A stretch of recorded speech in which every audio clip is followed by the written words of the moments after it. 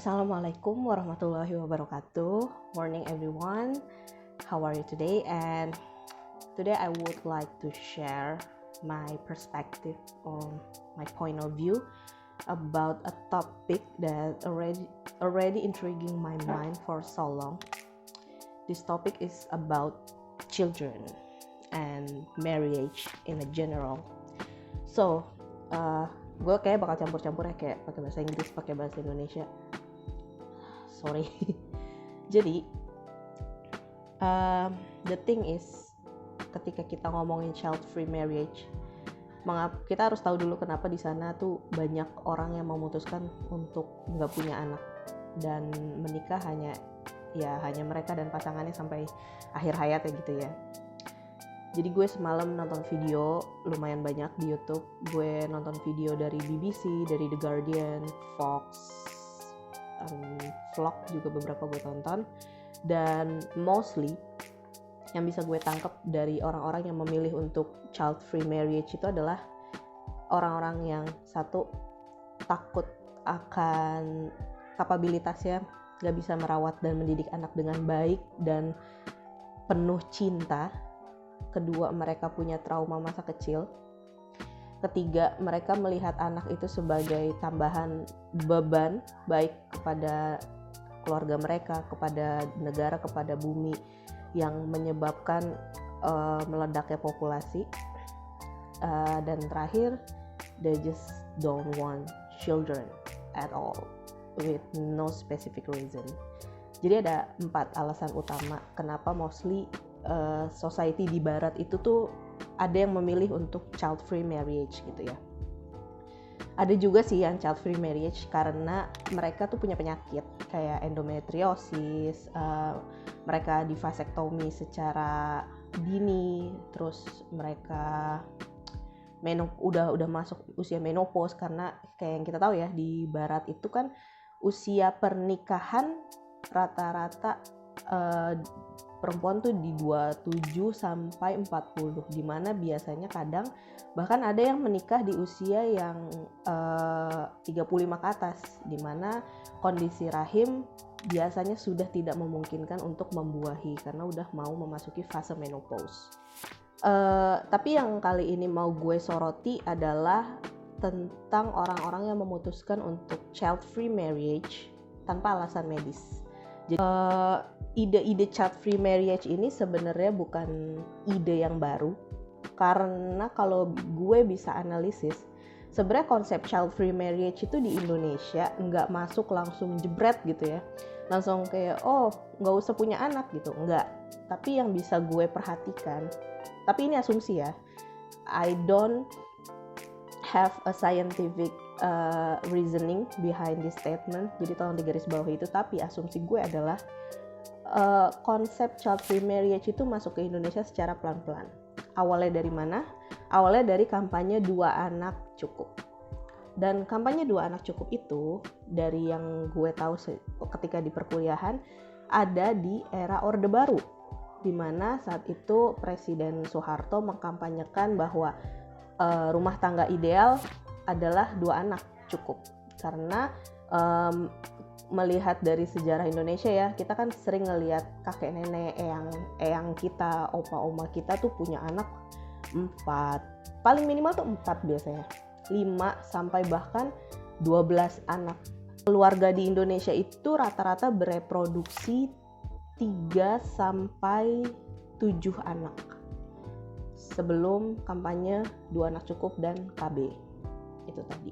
Kita pahami dulu konteks dari isu child free ini secara global, lalu kita lihat konteksnya di Indonesia. Tapi ketika kita mencoba membahas marriage and having a children tapi dalam perspektif Islam, tentu akan berbeda. Karena pernikahan di dalam Islam itu bukan hanya bertujuan untuk menyalurkan gorizah naum atau hasrat kita secara seksual gitu ya kepada pasangan kita yang sah. Bukan hanya itu gitu loh. Bahkan ketika kita mempunyai gorizah naum tadi dan kita sudah menikah, sudah legal gitu ya, dan kita mempunyai anak pun, punya anak tuh juga bukan cuman hanya untuk having an offspring, nggak cuman hanya untuk memiliki keturunan. Visinya sebagai muslim lebih dalam lagi, lebih jauh lagi gitu loh. Untuk apa sih kita menikah dan punya anak? Tujuan dari pernikahan dan punya anak itu adalah balik lagi untuk menjadikan anak-anak kita dan keturunan kita bagian dari orang-orang yang memajukan umat Islam dan mengembalikan kekuatan umat muslim gitu loh. Dan yang namanya keturunan ya, kita kan nggak bisa tahu apakah Islam itu akan berjaya di masa kita, di generasi kita, atau justru Islam itu akan berjaya di eranya anak kita, cucu kita, cicit kita nggak ada yang tahu gitu loh. Seorang Nuruddin Zangki aja dari era ayahnya masih hidup sampai Nuruddin Zangki wafat, mereka punya cita-cita untuk menjadi pembebas Baitul Maqdis, atau setidaknya dari generasi di mana mereka lahir akan lahir pembebas Baitul Maqdis. Tapi qadarullah, Allah belum menakdirkan generasi Nuruddin Zangki dan ayahnya untuk membebaskan Baitul Maqdis.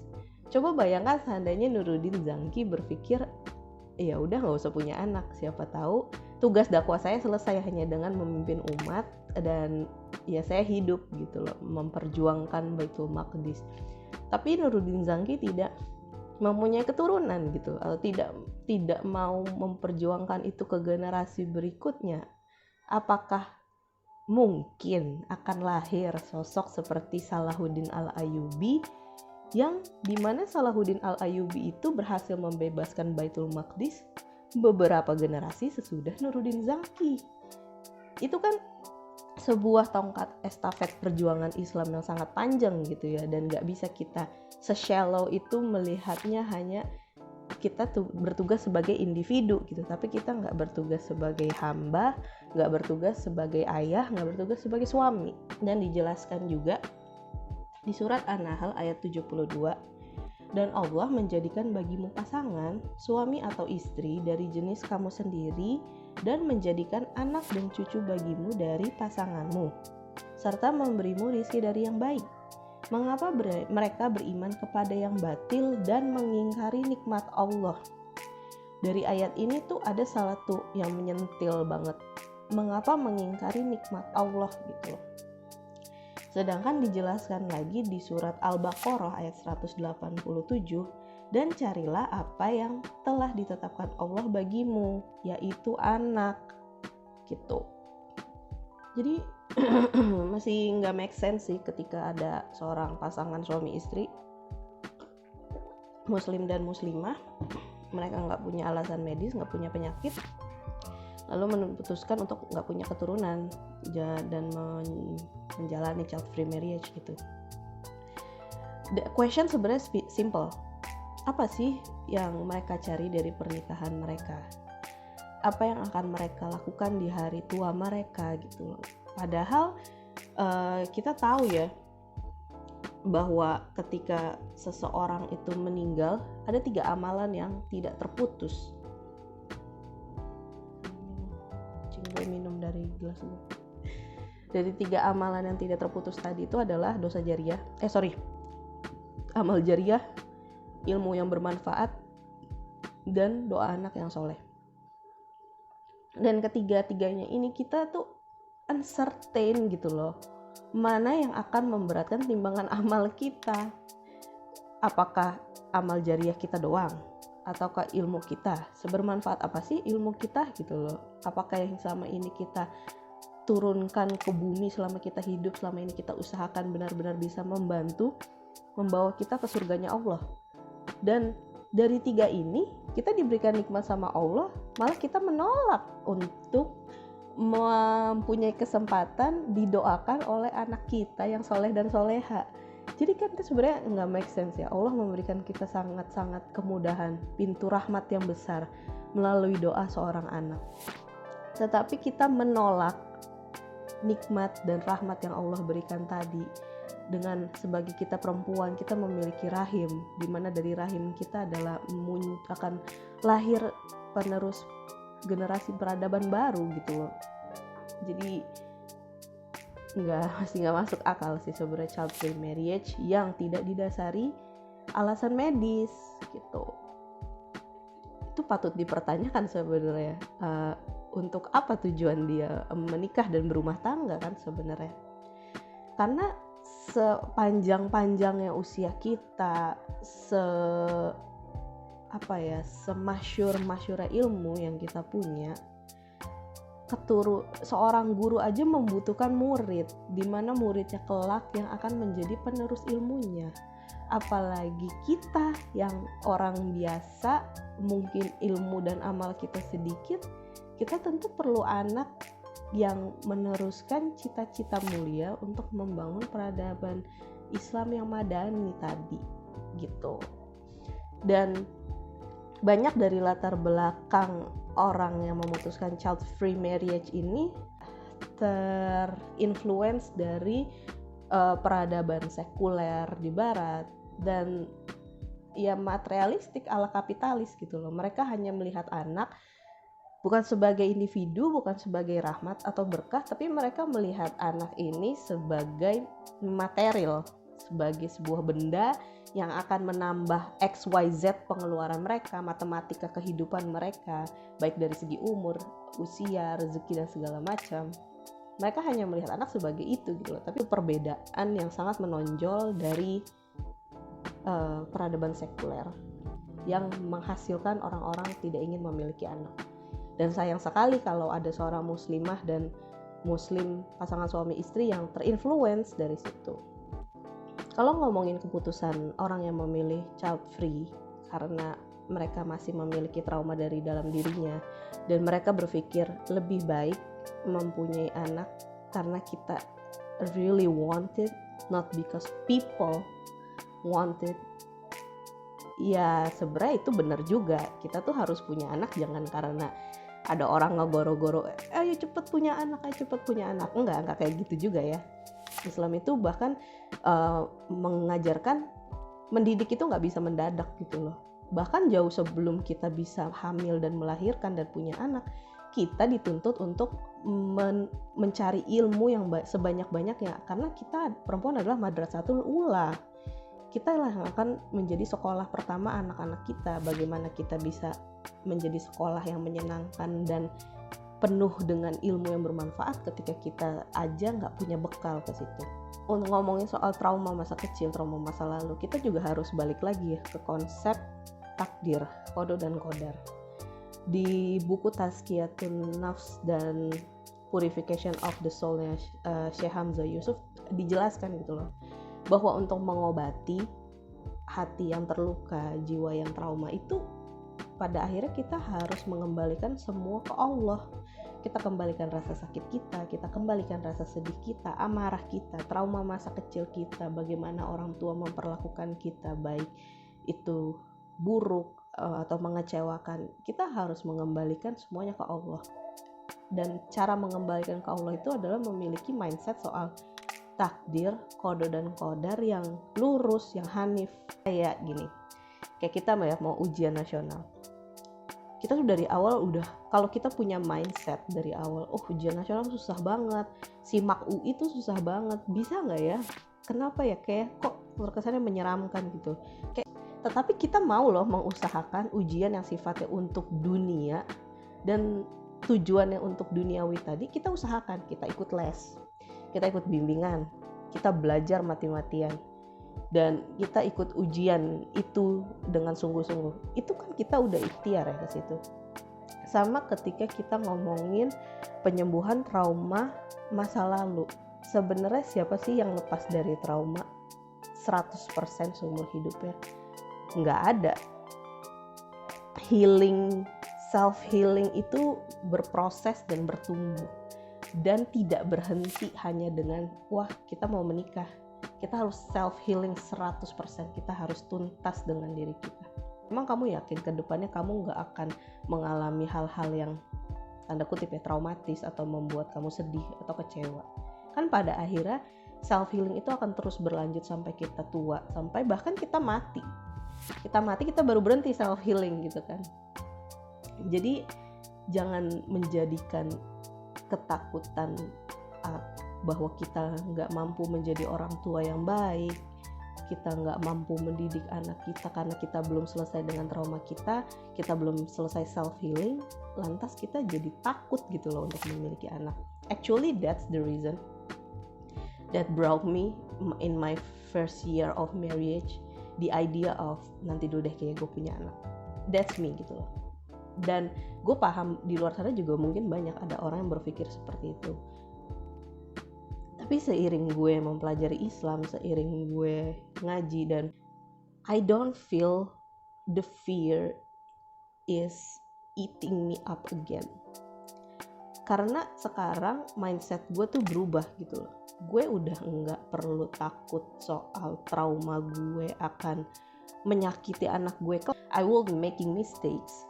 I will hurt my children emotionally and intentionally. I will maybe speak a bad words for them. I don't know gitu loh. Kita nggak tahu kenapa kita harus memusingkan hal-hal yang uncertainty di masa depan, bahkan ketika kita belum memulai itu. Ini tuh kayak kita udah takut kalah sebelum berperang, ya kan? The reason that make me feel so comfortable with the idea of having a children for this recent years ya, karena setiap anak terlahir secara fitrah. Jadi setiap anak yang lahir, mau dia lahir dari pernikahan yang sah, mau dia lahir sebagai anak kedua, mau dia lahir karena orang tuanya kebobolan, atau apapun ya, anak itu, bayi yang lahir dari rahim perempuan selamanya akan selalu lahir dalam kondisi fitrah. Tapi banyak orang yang salah kaprah di sini. Apakah fitrah itu kita melahirkan anak-anak itu seperti kertas putih kosong? Enggak. Di dalam Islam, fitrah itu tadi adalah cenderung kepada kebaikan. Jadi, even though we are as a parents is imperfect in any way that possible, we are making mistakes. Kita tuh harus percaya bahwa anak-anak kita lahir dalam kondisi yang fitrah. Mereka udah +1 dulu sebelum mereka lahir ke dunia. So, whenever we are afraid that our children will feel demotivated, they will feel betrayed because they are born from us gitu, kita harus pahami bahwa mereka itu lahir udah punya potensi kebaikan, terlepas siapapun orang tuanya, terlepas apapun luka orang tuanya, trauma orang tuanya, mereka itu punya kecenderungan kepada kebaikan gitu. Rasulullah tuh berkata, kullu mauludin yula'adu ala fitrah. Setiap anak lahir dalam kondisi fitrah. Jadi it's contrary with Western psychologists that think that children is a white blank paper. Ini tuh teori tabula rasanya John Locke. Jadi Locke itu melihat anak itu adalah kertas putih yang nanti kelak akan diberikan warna-warni oleh orang tua dan lingkungannya. Tapi ada juga yang berpikir bahwa anak ini udah punya kecenderungan dari sejak dia lahir. Kalau orang tuanya buruk, ya dia akan buruk. Kalau orang tuanya baik, dia akan baik.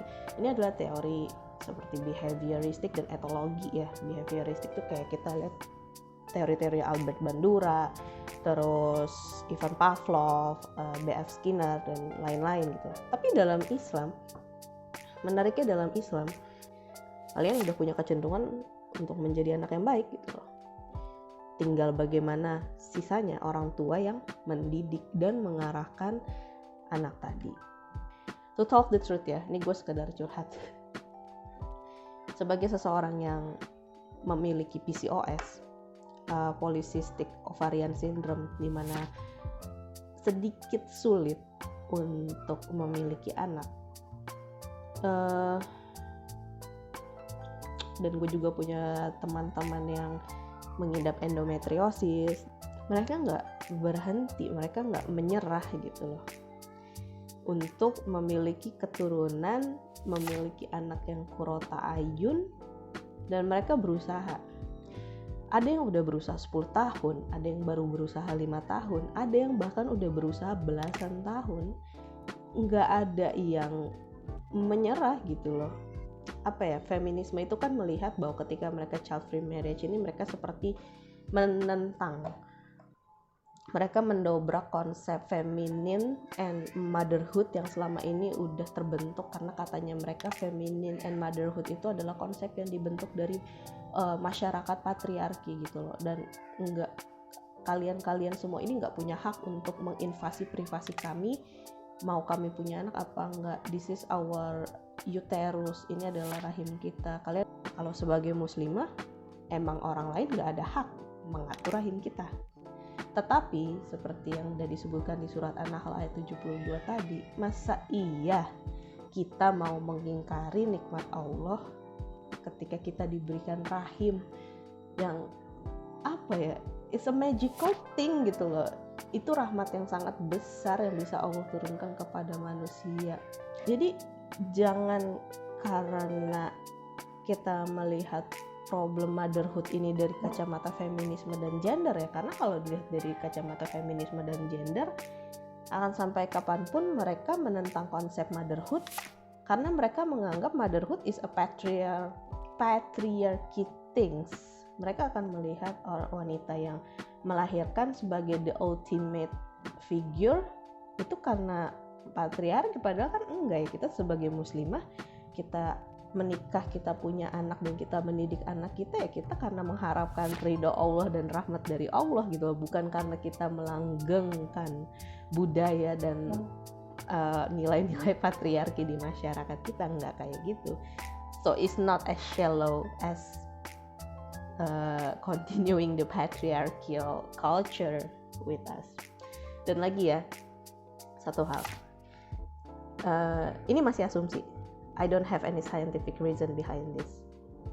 Coba bayangkan ketika negara dengan penduduk muslim terbesar seperti Indonesia, UAE, atau negara-negara dengan komunitas muslim gitu ya, mereka terpapar pemikiran terkait child free marriage is the new perspective we have as a motherhood gitu kan. I don't know ya, I feel that the issue of child free marriage ini suzonnya gue ya, suzon gue adalah isu child free marriage ini ya buatan kaum liberal sekuler aja, karena ngelihat selama ini kan umat muslim itu tingkat reproduksinya tinggi, bisa punya anak 3-4 bahkan 12 gitu kan. Mereka ya bikin isu aja kali ya, I don't know ya. Kalau gue sih suzonnya mungkin mereka hanya membuat isu yang dikait-kaitkan dengan overpopulation lah, kemiskinan, carbon emission sebagai manusia lah, terus masalah-masalah global lainnya yang materialistik tadi dan duniawi banget, sebagai ya bentuk fearmongering bahwa lu jangan punya anak banyak-banyak, nanti lu gimana ngerawat ya kan, lu gimana ngasih makannya, kalau mereka nggak berpendidikan mereka cuma jadi sampah masyarakat tuh dan bla bla bla. Padahal ya kita harus baiklah, kita harus memahami konsep takdir gitu loh. Semua yang Allah lahirkan ke dunia, semua yang Allah bentuk kejadian di dunia itu tidak terlepas dari takdir, dari kode dan kodar. Tugas kita sebagai manusia adalah berikhtiar sebaik mungkin bagaimana menjalani kode dan kodar tadi. Karena tanpa kita memiliki pemahaman kode dan kodar yang baik, ya akan selamanya kita hanya ditakut-takuti oleh hal-hal duniawi. Nggak tahu ya, bisa jadi ini adalah rencana jahat, entah rencana jahat dari pihak mana untuk mendepopulasi umat muslim, agar umat muslim tidak merebut kembali kejayaan Islam. Lagian nih, di beberapa negara yang sudah melanggengkan child free marriage, faktanya di Jepang aja udah terjadi krisis demografi gitu loh. Karena anak-anak muda di sana tuh nggak kepikiran untuk menikah dan punya anak, yang mereka pikirkan adalah karir dan material gitu. Fakta yang menunjukkan bahwa child free marriage pada akhirnya hanya kegagalan dari sistem kapitalisme aja. Apakah kita ingin menunggangi kegagalan tadi untuk menentang kapitalisme? I don't think so. Sebagai muslim kita punya prinsip dan kita punya fitrah kita sebagai manusia dan pemimpin di muka bumi ini. Kita jalankan peran kita sebaik-baiknya. Terkait apapun cobaan yang menanti kita baik ketika kita punya anak kelak dan membesarkan anak kita harus jalankan dengan penuh rasa syukur gitu, karena semua yang rezeki dan rahmat ini datangnya dari Allah, juga cobaan tersebut begitu. Okay, thank you for listening my thoughts today. It's so long. Actually, I just intended to make it short and concise, like 10 minutes to 15 minutes, but actually there's a lot of stuff that we have to talk in the terms of child-free marriage tadi. So I hope you are all getting a new insight about this issue, a vision that everything should be about Allah, everything should be about Islam, not merely about the world and materialistic thing itself. So I hope you have a great day today and see you on another topic. Bye bye. Assalamualaikum warahmatullahi wabarakatuh.